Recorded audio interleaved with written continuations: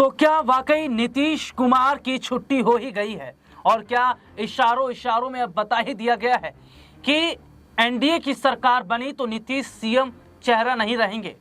ये तो हद हो गई।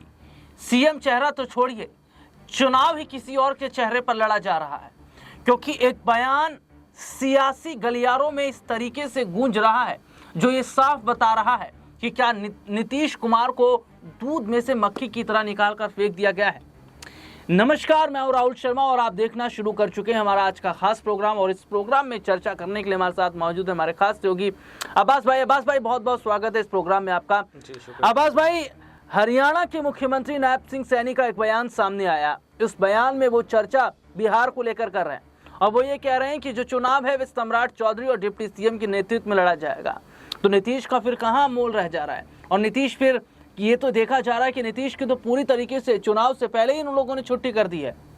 देखिए, बिल्कुल यहाँ पर नीतीश को इस तरह से इस बार बीजेपी ने घेरा है कि उनके पास में कोई ऑप्शन ही नहीं छोड़ा है, क्योंकि अभी आपने देखा कि वक्फ का मुद्दा अभी गर्म ही था, ठंडा भी नहीं हो पाया था। और उसके बाद में एक नया जख्म जो है वो नीतीश कुमार को अब बीजेपी ने दे दिया है, यानी ये बताकर कि आप जो हैं वो सीएम चेहरा नहीं रहेंगे, बल्कि सम्राट चौधरी जो इस वक्त डिप्टी सीएम हैं वो इस बार बिहार के मुख्यमंत्री बनेंगे।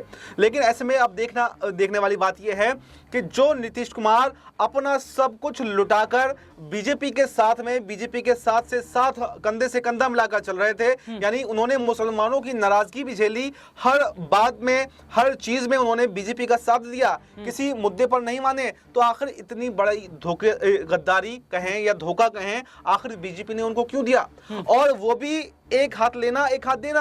अभी हाथों हाथ ही इतना बड़ा जख्म देना, ये कहीं ना कहीं जो है नाइंसाफी और नीतीश कुमार के साथ में अब्बास भाई, बहुत पहले से चर्चा ये चल रही थी और बाकायदा तेजस्वी यादव ने तो ये कहा था कि भैया नीतीश कुमार हाशिए पर हैं और नीतीश कुमार को कहां आप परेशान कर रहे हैं। नीतीश कुमार तो सोचने समझने की बुद्धि खो बैठे हैं, क्योंकि देखा जा रहा है कि नीतीश कुमार की जो वीडियोस लगातार सामने आए हैं, उसके बाद में जो पार्टी की तरफ से जो भी फैसला स्टैंड है वे सब ललन सिंह ले रहे हैं। और तो और तेजस्वी यादव तो ये कह ही चुके हैं कि भैया बिहार के डिप्टी सीएम विजय कुमार सिन्हा ने कहा था कि अटल जी को सही मायने में श्रद्धांजलि तो तभी मिलेगी जब बीजेपी का सीएम होगा।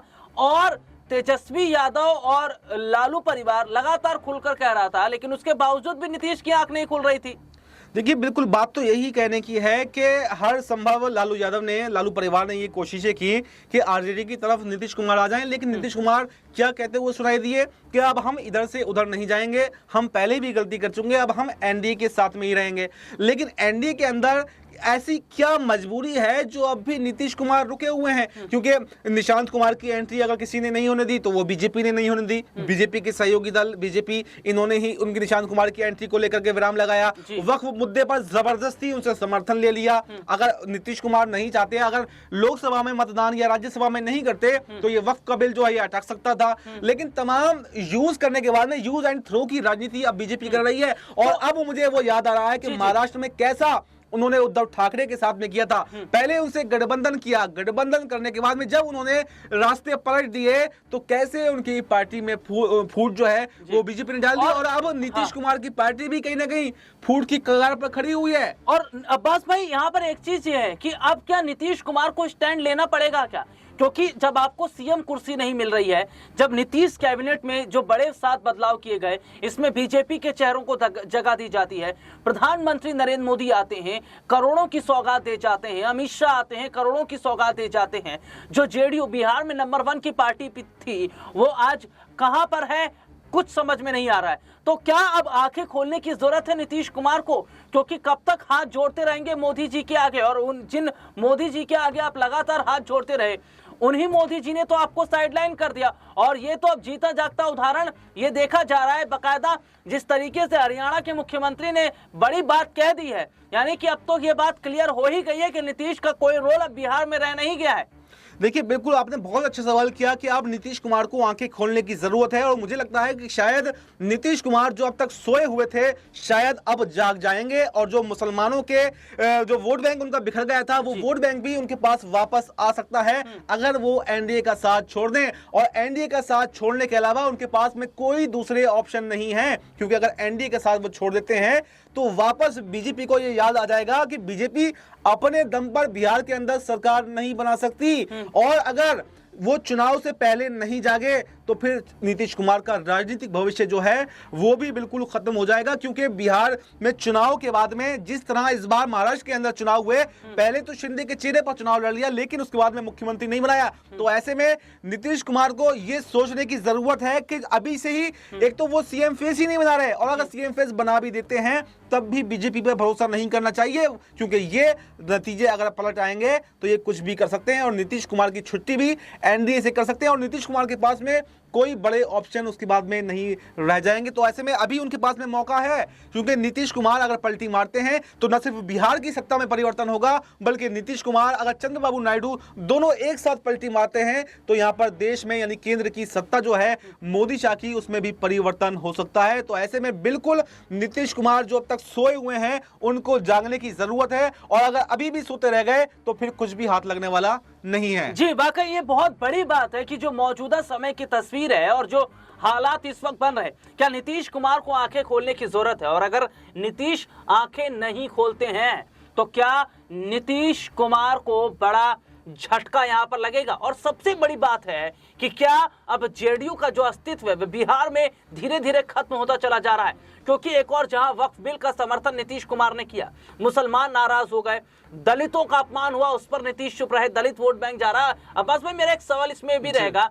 कि वक्फ बिल का समर्थन नीतीश ने किया, मुस्लिम समुदायों ने किनारा कर लिया, इफ्तार पार्टी में भी नहीं गए, अमित शाह ने बाबा साहब भीमराव अम्बेडकर को लेकर बयान दिया, उस पर नीतीश चुप रहे। उत्तर प्रदेश में बीजेपी की ही सरकार के दौरान समाजवादी पार्टी के राज्यसभा सांसद रामजी लाल पर जो हमला होता है, वे भी एक दलित है, वो हम जो दलितों पर लगातार हमला हुआ उस पर वे लगातार चुप है। और ऐसे में देखा जा रहा है कि जहां बीजेपी के चक्रव्यूह में नीतीश फंस गए, लेकिन जो वोट बैंक उनके हाथ से जा रहा है, या जो हालत आज नीतीश की है, उसके जिम्मेदार तो खुद नीतीश है। अगर नीतीश वक्त रहते अपना स्टैंड ले लेते, और अगर जो लालच बना हुआ है उनके अंदर उसको ना चाहते हुए अगर वे आरजेडी की तरफ चले जाते, तो जो हालत आज नीतीश की है वो ना रहती।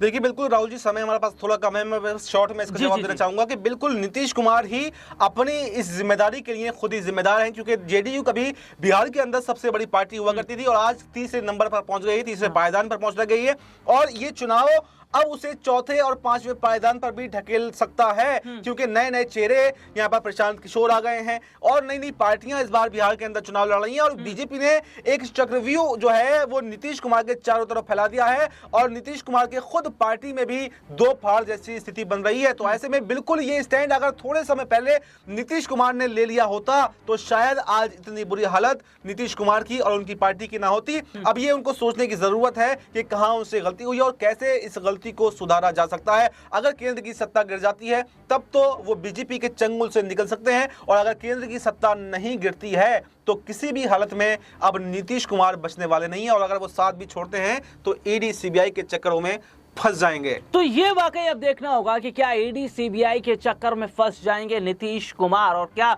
नीतीश कुमार को भी आने वाले वक्त में गिरफ्तार किया जा सकता है, क्योंकि ये देखा जा रहा है कि नीतीश कुमार की फाइलें भी रखी गई हैं।